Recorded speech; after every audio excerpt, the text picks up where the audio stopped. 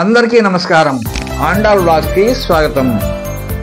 న దేవతాజన్య బలం బలం స్యాత్ గురోర్బలం వై బలమీరితం తత్ యోవా గురుం ధిక్కురుతే విమూఢః త్రిశంకువద్భ్రష్ట గతి సనూనం.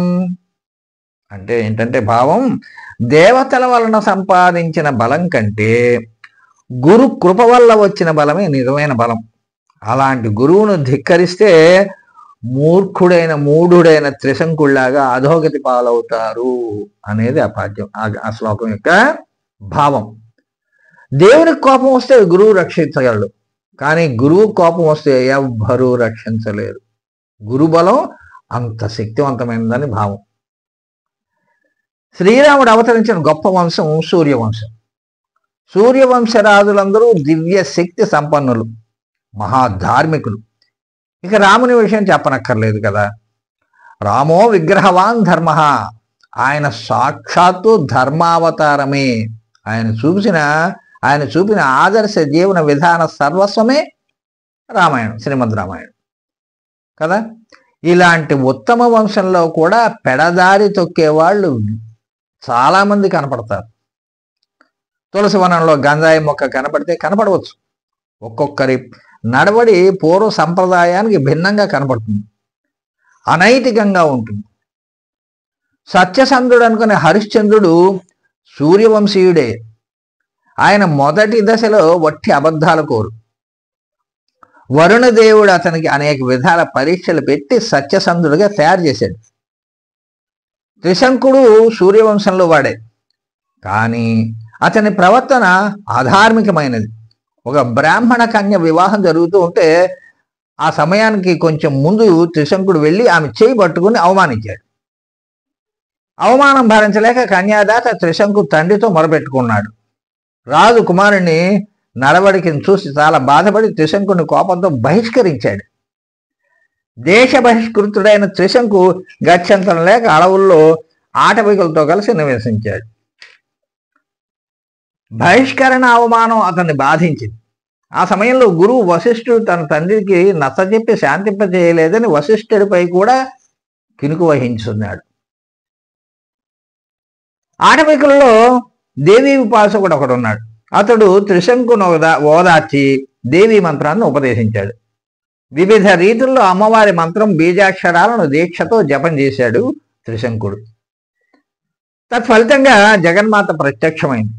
తానిప్పుడు పవిత్రుడనయ్యాను అనుకున్నాడు త్రిశంకుడు. విషయం తెలిసిన నారద మహర్షి త్రిశంకుని కలిశాడు. త్రిశంకు, నీవి దీనస్థితిలో ఉండడానికి కారణం నీవనొచ్చిన బహువిధ పాపాలే సుమా.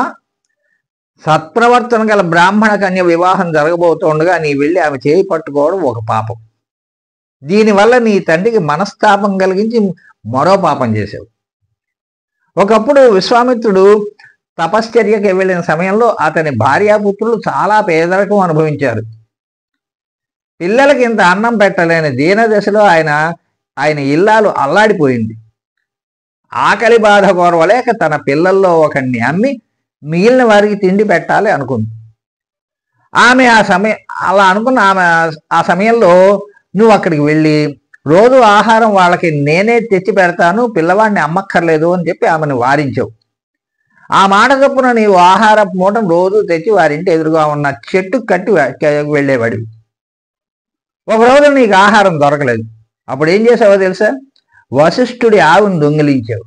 దాన్ని వధించి ఆ మాంసాన్ని పిల్లలకు ఆహారంగా తెచ్చిచ్చావు. ఆవుని దొంగిలించడం ఒక మహాపాపం అయితే దాన్ని వధించడం మరో పాపం. అందులోనూ నువ్వు కుల ఊరువైన వశిష్ఠుని ఆవు కావడం ఘోర పాతకం. నీవు మాత్రం విశ్వామిత్రుడికి సహాయపడుతున్నాను అనుకున్నావు, కానీ వశిష్ఠుని ధిక్కరించి వారికి నష్టం కలిగించి గురువుపై కినుక వహించడం మహాపాపమని భావించలేకపోయావు. వశిష్ఠుడు నీకెట్టికీడు తలపెట్టలేదే, అయినా నీవి పంచమహాపాతకాలను చేసి పాపం మూటగట్టుకున్నావు తెలుసా అంటూ అతడు చేసిన పాపాలన్నింటినీ ఏకరోబెట్టాడు. అంతే, నారదుని విశ్లేషణ విన్న త్రిశంకు తన తప్పిదం గుర్తించాడు. పశ్చాత్తాప హృదయుడయ్యాడు. నారదుడు అప్పుడు త్రిశంకు తండ్రి వద్దకు వెళ్ళి త్రిశంకు దేవీ భక్తి వలన బాగుపడ్డాడని, అంచేత తిరిగి అతన్ని రాజమందిరంలో నివసింప చేయవచ్చునని నచ్చజెప్పాడు. నారదుని మాట విని ఆయన మాట గౌరవించి త్రిశంకుడిని రప్పించి పట్టాభిషిక్తుని చేశాడు. చూసారా, గురువు అనుగ్రహంతో ఏదైనా సాధ్యమవుతుంది. విన్నారుగా, అందరూ లైక్ చేయండి, షేర్ చేయండి, సబ్స్క్రైబ్ చేయండి.